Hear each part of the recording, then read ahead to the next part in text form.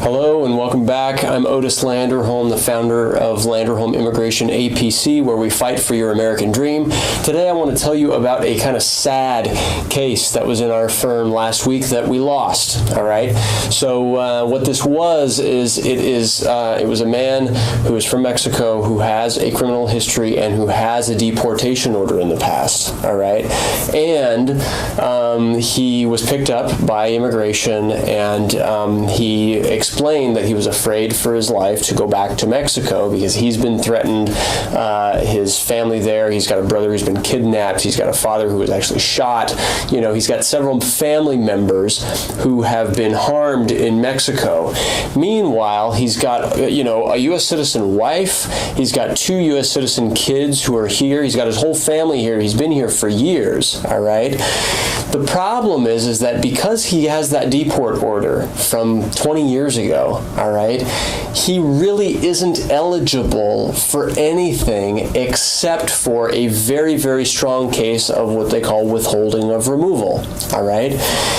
The prior deportation order makes it so that immigration can come and arrest him or, arrest someone in that situation and put them through a very, very fast process. They don't even really have the right to fight their whole case in court because what they say is, look, the deportation order was already signed, right? All we have to do is, quote unquote, reinstate that order, and then, we can deport you right away. Now, if they say that they're afraid, they can apply for what they call withholding of removal and get into what they call withholding only proceedings. The way to do that is first through a credible fear interview, and then if the credible fear interview is denied in front of an immigration judge. So that's what happened to our client. Now, here's the thing that was so frustrating to me, and I think this is happening more and more right now under the Trump administration.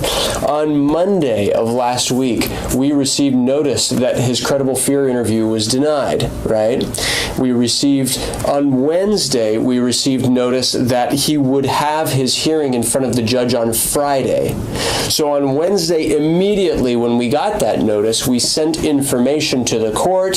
The court was in L.A. because we're in Northern California. He was transferred down there, which is another very frustrating thing. People can be transferred all over the place very, very quickly. So we sent our notices to the court.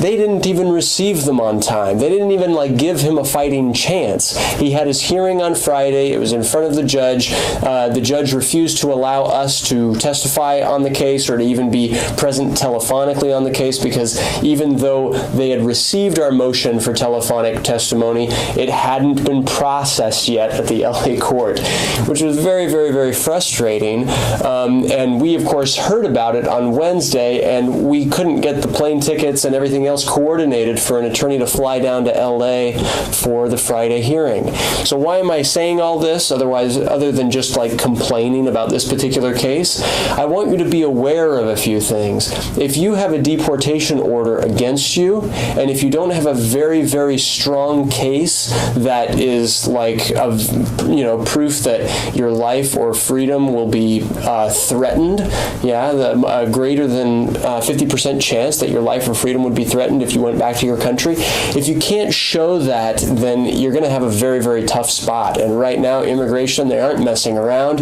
They will put you very, very fast through a process. You will feel like you just got, hit by a train or whatever, just the force of it. I mean, attorneys can't do very much, honestly, to fight your case once you're in that situation.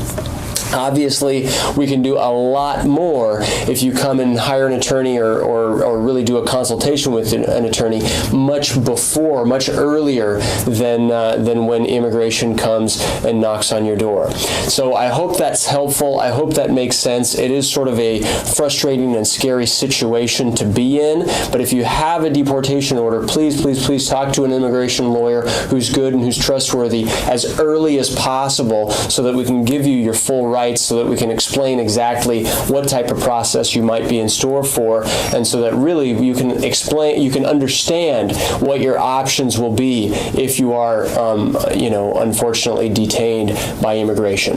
So thank you. I hope this was helpful. Again, I'm Otis Landerholm, Landerholm Immigration A.P.C. We fight for your American dream.